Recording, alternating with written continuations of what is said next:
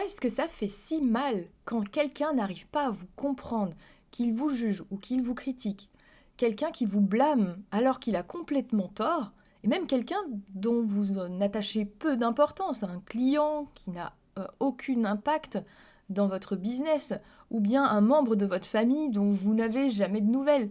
Pourquoi est-ce qu'un inconnu dans la rue qui vous critique vous ferait autant de mal? Eh bien, tout simplement parce que cette blessure qui est réavivée par les critiques de l'autre, malgré sa limitation, vous renvoie à une blessure fondamentale de l'enfance. À savoir, enfant, vous étiez proche de la vérité, vous étiez proche des plans de l'âme, vous n'étiez pas soumis au prisme des adultes, mais tous les adultes autour de vous l'étaient.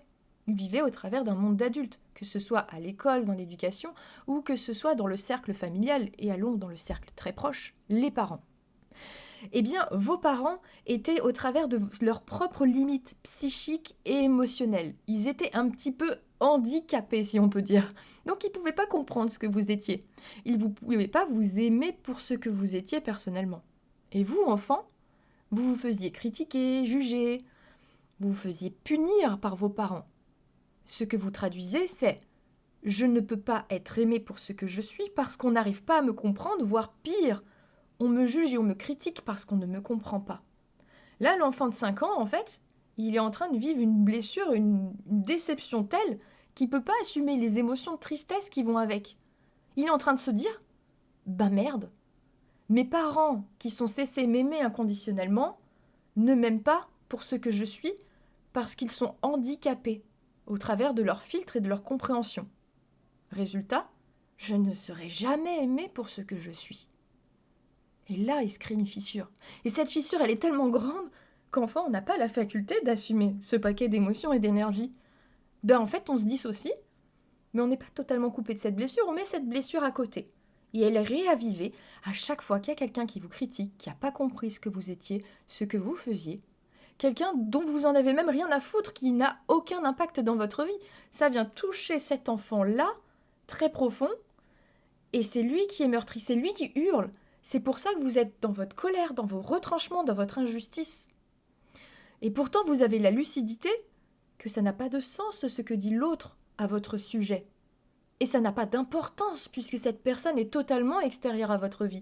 Mais vous n'arrivez pas à vous détacher de cette blessure-là parce que c'est trop aller toucher profond. Et pourtant, on a cette lucidité. Imaginez que vous êtes à l'école maternelle et il y a un enfant qui vient vers vous et vous dit « T'es méchante !» Vous n'allez pas vous dire « Oh, il m'a dit que j'étais méchante. » C'est la même chose. Quelqu'un qui n'a pas compris ce que vous étiez ou que vous disiez, qui vous critique, ça ne devrait pas vous impacter de la même manière qu'un enfant de 5 ans vous a dit « T'es méchante !» Et pourtant, ça le fait. Parce que c'est un adulte, avec son prisme d'adulte. Rappelez-vous, dans votre enfance, c'est vous, l'être intérieur que vous étiez, qui, au travers du prisme des adultes, ne pouvait pas être accepté et aimé. Et pourtant, malheureusement, c'était le monde des adultes qui régissait le monde. Donc, ce qui veut dire que quand quelqu'un vous critique, même s'il est complètement à côté de la plaque, et que vous le savez et que tout le monde le sait, eh bien c'est le monde qui ne vous accepte pas, qui ne vous aime pas et qui ne vous aimera jamais. C'est cette blessure-là. C'est pour ça que vous n'arrivez pas à vous détacher de cela. Et à cette période où je fais cette vidéo, c'est particulièrement le cas.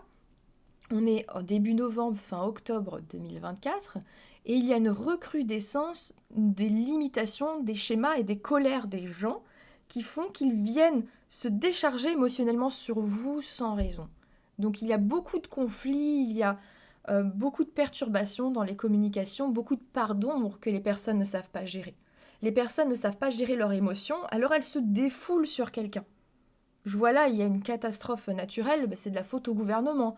Il y a toujours quelqu'un sur qui se décharger parce qu'on ne sait pas quoi faire de ces émotions qui nous assaillent en cet instant.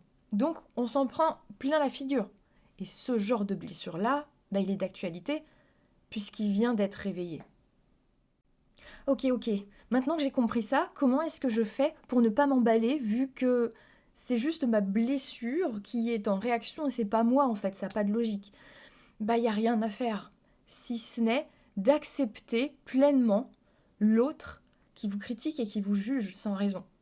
D'accepter pleinement de ne pas être aimé en cet instant. ça peut sous-entendre qu'on va pas traverser un très bon quart d'heure, dans le sens où on va peut-être être en colère, avoir envie de casser la gueule à la terre entière, ou que sais-je, ne plus avoir envie de vivre, et c'est quoi ce monde de merde, créer de l'énergie négative.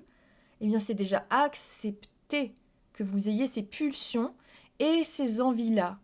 Malheureusement, dans le développement personnel et dans la spiritualité, on a tendance à se dire « Oh là là, c'est pas joli, je le mets sous le couvercle, il faut que je me focalise sur le positif. » On est dans le déni total. Ça veut dire accepter pleinement que ces sentiments et émotions, ils soient pas jolis. On accepte tout ça. On ne peut transformer ce que l'on a accepté profondément. Donc déjà, à vouloir changer la situation, on ne peut pas la changer, on attirera toujours des personnes désagréables avec nous. Il nous faut accepter ces situations, mais en plus accepter qu'on ait de la haine, accepter qu'on ait de la colère, accepter qu'on ait des pensées négatives, voire dépressives. Déjà, d'accepter ça, ne pas le refouler. Ça ne veut pas dire se morfondre dedans. Mais plus on les accepte, plus ces sentiments, émotions de haine, de colère et de dépression nous traversent. On est en train, enfin, d'assumer ces émotions de l'enfant de 5 ans qui en bug et qui se dit « Mais je serai jamais aimé pour ce que je suis ». Parce que lui, il les a pas assumées, les émotions. Parce que lui, il n'était pas psychiquement mature. Il n'avait pas les connexions qu'il fallait pour assumer cette charge émotionnelle. Donc c'est déjà de s'asseoir avec ça, avec cette haine, la laisser nous traverser, et pas mettre de jugement dessus, pas avoir peur de cette colère, pas avoir peur des conséquences que ça pourrait avoir.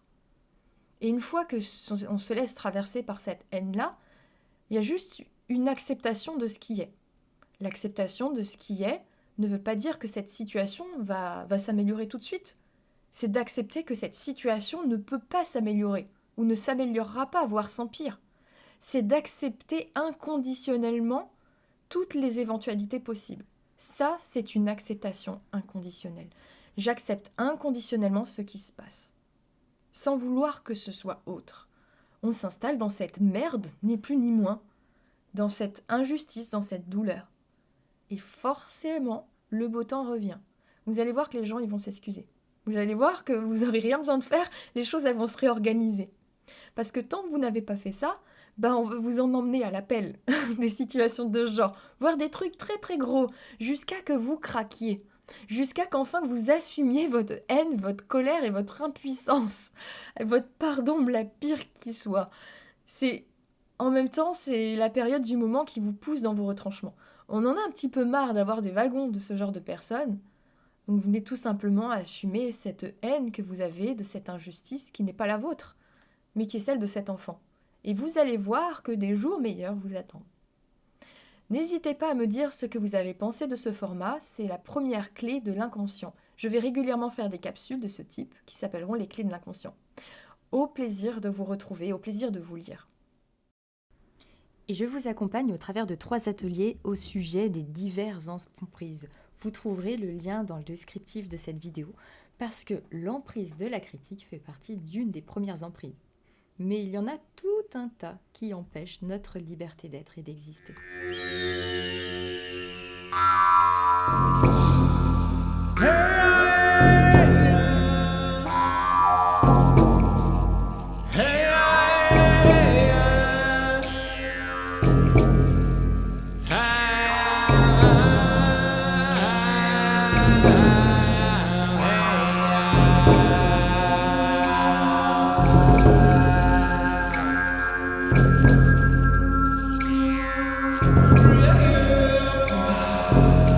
What the Sagastaran?